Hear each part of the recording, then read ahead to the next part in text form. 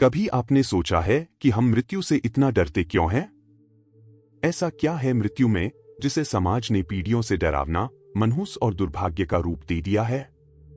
क्या वास्तव में मृत्यु कोई दुखद अंत है या यह जीवन का सबसे बड़ा रहस्य, सबसे गहरा अनुभव और सबसे सुंदर अवसर है? सद्गुरु कहते हैं, मृत्यु कोई दुखद घटना नहीं है। यह जीवन का स्वाभाविक हिस्सा है, बल्कि कहीं तो जीवन का चरम बिंदु है। अगर आप इसे जागरूकता के साथ समझें, तो मृत्यु का क्षण ही आपके लिए जीवन का सबसे अद्भुत अनुभव बन सकता है। सदियों से मृत्यु को अंधकार, डर और शोक के साथ जोड़ा गया है। हमें बचपन से ही सिखाया गया कि मौत का नाम भी न लो। किसी के गुजर जाने पर डराया जाता है, रोने धोने का माहौल बना दिया जाता है। मगर सवाल यह है कि क्या सच में मृत्यु कोई बुरी चीज है?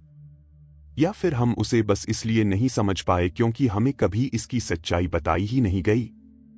जब कोई साधक या योगी मृत्यु का अनुभव करता है, तो उसके चेहरे पर डर नहीं, बल्कि शांति और आनंद की मुस्कान होती है। ऐसा क्यों? सद्गुरु इसी सवाल का उत्तर देते हुए कहते हैं कि मृत्यु कोई घटना नहीं है, यह एक प्रक्रिया है। जैसे सूर्य अस्त होता है तो दिन खत्म होता है, लेकिन उसके बाद रात का सौंदर्य भी तो है। उसी तरह मृत्यु जीवन का अंत नहीं, बल्कि जीवन के एक रूप का पूर्ण होना है। मृत्यु वो दरवाजा है जिसके पार वही देख सकता है जिसने जीवन को पूरी जागरूकता के साथ जिया हो। इस किताब में सद्गुरु उसी रहस्य का पर्दा हटाते हैं जिसे जानने की इच्छा हर जिज्ञासु साधक के भीतर होती है। जो व्यक्ति मृत्यु को जीते जी समझ लेता है, उसके लिए मृत्यु का भय समाप्त हो जाता है। फिर जीवन का हर क्षण नए अर्थ, नई मिठास और नई गहराई के साथ जीता जाता है।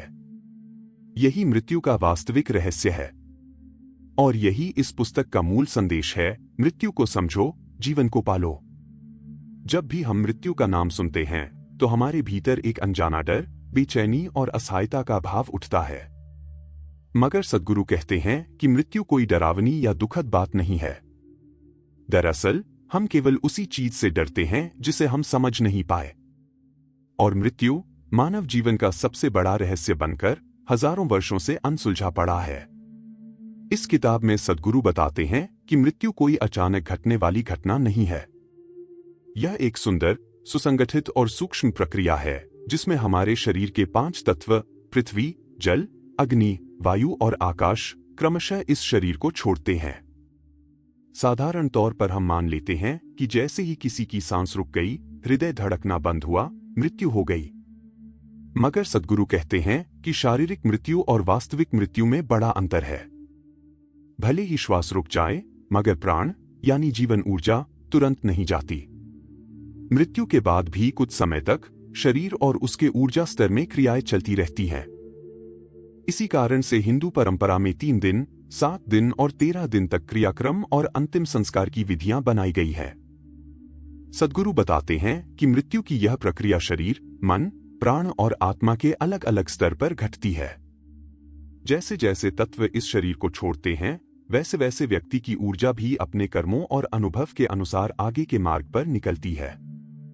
इसलिए मृत्यु के समय का वातावरण, व्यक्ति की मानसिक स्थिति और आसपास की ऊर्जा का बहुत बड़ा महत्व है। सद्गुरु इसे इस तरह समझाते हैं जैसे सूर्यास्त के समय दिन और रात दोनों का स्पर्श होता है। उसी तरह मृत्यु के क्षण में जीवन और उस पार के संसार का स्पर्श होता है। अगर इस समय व्यक्ति सजग रहे, तो मृत्यु एक अद्भुत अनुभव बन सकती है। पर यदि भय, दुख और अनजानेपन में डूबा हो, तो वही क्षण उसे उलझनों में डाल सकता है। इसलिए सद्गुरु कहते हैं, मृत्यु कोई दुखद अंत नहीं, बल्कि जीवन की सबसे सुंदर प्रक्रिया है। बस इसे समझने की जरूरत है। सद्गुरु इस पुस्तक में मृत्यु की तैयारी को जीवन का सबसे जरूरी और अनदेखा किया गया विषय बताते हैं।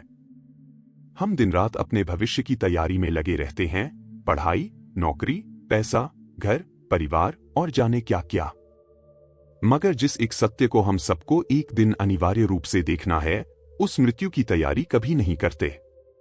और जब वो क्षण आता है, तो हम भय, पछतावे और अंधकार में डूबे होते हैं। सद्गुरु कहते हैं, जिसने मृत्यु की तैयारी कर ली, उसने जीवन को सही मायनों में समझ लिया। मृत्यु का अनुभव व्यक्ति के पूरे जीवन के अनुभव और उसके अंतिम क्षण की मानसिक अवस्था पर निर्भर करता है।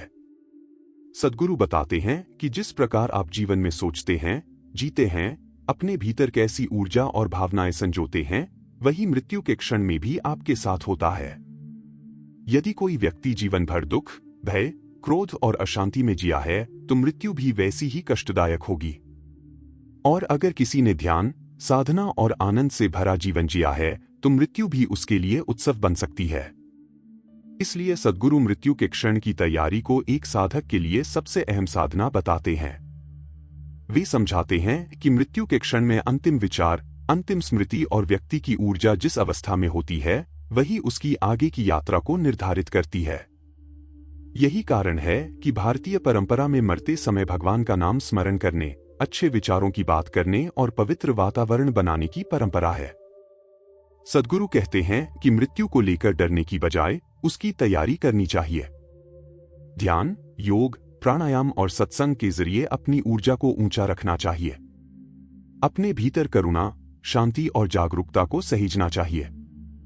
क्योंकि जिस प्रकार कोई कुशल तैराक समुद्र की लहरों से नहीं डरता, उसी तरह जिसने मृत्यु को समझ लिया, उसे मृत्यु की कोई चिंता नहीं रहती। सद्गुरु कहते हैं, मृत्यु का अनुभव वैसा ही होगा जैसा जीवन का अनुभव रहा है। इसलिए मृत्यु की तैयारी का मतलब है अभी, इसी क्षण, जीवन को जागरूकता और प्रेम से जीना। यही इस अनुभाग की सबसे गहरी सीख है। सद्गुरु इस पुस्तक में एक बहुत गहरा और अद्भुत सत्य उजागर करते हैं कि जीवन और मृत्यु एक दूसरे के विरोधी नहीं है। सामान्यतः हम सोचते हैं कि जीवन और मृत्यु दो बिल्कुल अलग, विपरीत और कटु सच्चाइयां हैं। मगर सद्गुरु कहते हैं, मृत्यु जीवन का विलोम नहीं, जीवन का ही एक रूपांतरण है। वास्तव में जीवन और मृत्यु हर क्षण एक साथ घटित हो रहे हैं। आप जब पहली सांस लेते हैं, तभी से आपकी मृत्यु की प्रक्रिया भी आरंभ हो जाती है। हर बीतता पल, हर आती जाती सांस आपको मृत्यु की ओर लिए जा रही है। मगर हम केवल जीवन को देख पाते हैं, मृत्यु की ओर बढ़ रहे हर क्षण को नजरअंदाज कर देते हैं। हम हर दिन, हर रात मृत्यु के करीब जा रहे होते हैं, लेकिन उसकी सच्चाई को स्वीकार नहीं करना चाहते। सद्गुरु कहते हैं, मृत्यु कोई अचानक घटने वाली घटना नहीं, यह तो हर पल घट रही प्रक्रिया है। बस हम इसे देख नहीं पाते। यदि कोई व्यक्ति इस सच्चाई को अपने भीतर गहराई से स्वीकार कर ले, तो उसका जीवन पूरी तरह बदल जाता है। फिर वह न तो मृत्यु से डरता है, न ही जीवन को हल्के में लेता है। जब आपको यह एहसास होता है कि हर सांस के साथ आप मृत्यु की ओर बढ़ रहे हैं, तो हर पल अनमोल हो उठता है। तब कोई भी क्षण व्यर्थ नहीं जाता, हर बात में महत्व आ जाता है और जीवन में स्वाभाविक विनम्रता और करुणा आ जाती है। सद्गुरु एक बहुत सुंदर उदाहरण देते हैं, जैसे दिन और रात दोनों एक दूसरे का हिस्सा हैं। जब दिन खत्म होता है तो रात आती है, फिर रात के बाद दिन आता है। इसी तरह जन्म और मृत्यु भी एक ही चक्र के दो हिस्से हैं। जीवन और मृत्यु दोनों एक ही धारा की दो लहरें हैं। अगर आप जीवन को पूरी जागरूकता से जिएंगे, तो मृत्यु भी आपके लिए डर नहीं, बल्कि एक आनंददायक और शांत अनुभव होगी।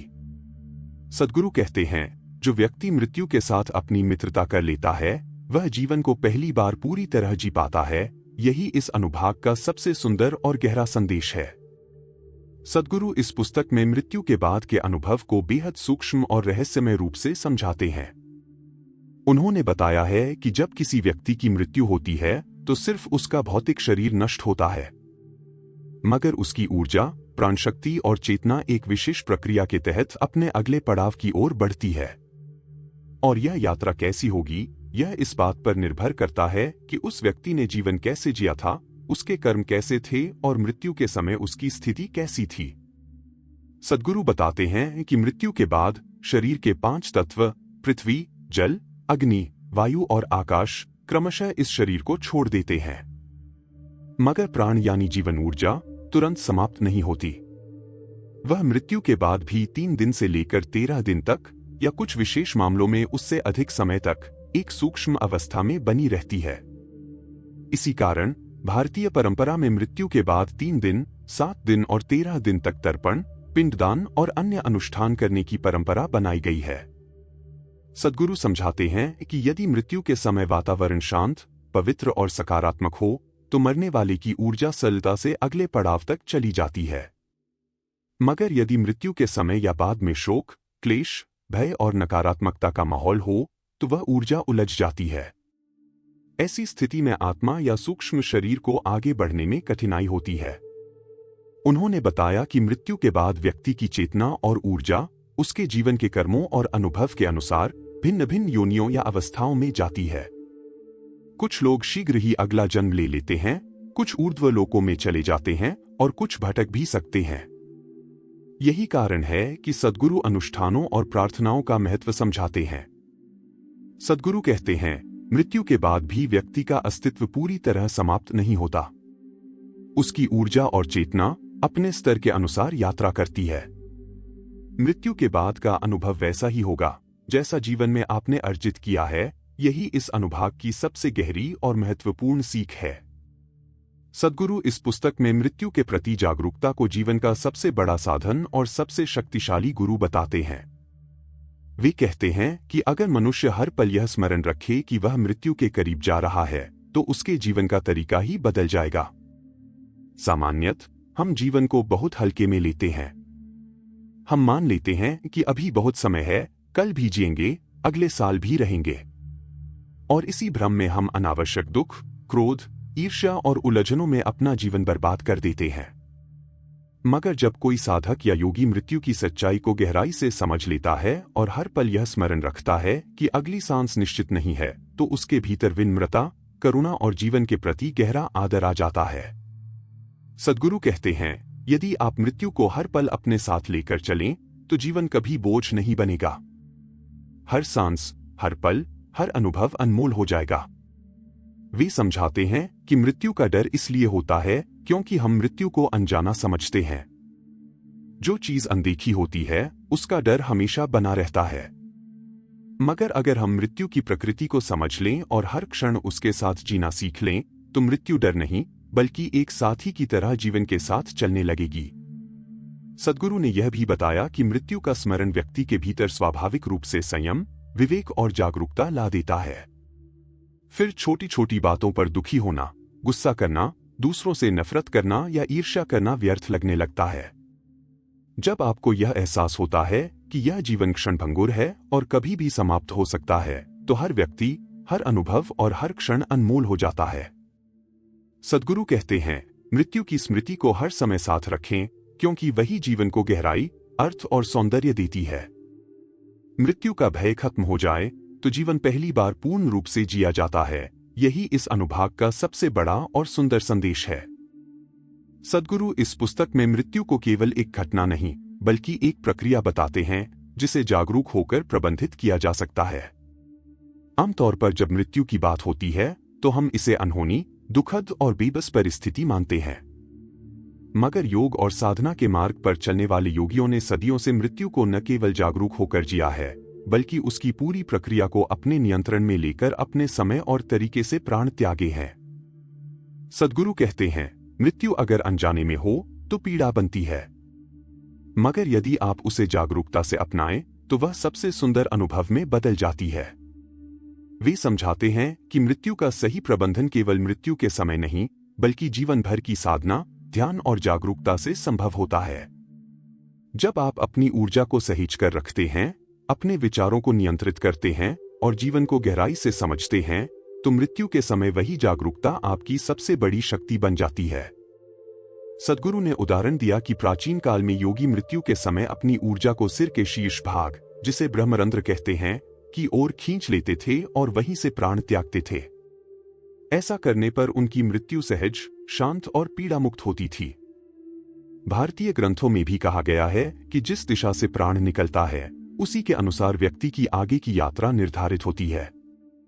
सद्गुरु ने बताया कि मृत्यु के समय अपने वातावरण को शांत, पवित्र और सकारात्मक रखना अत्यंत आवश्यक है।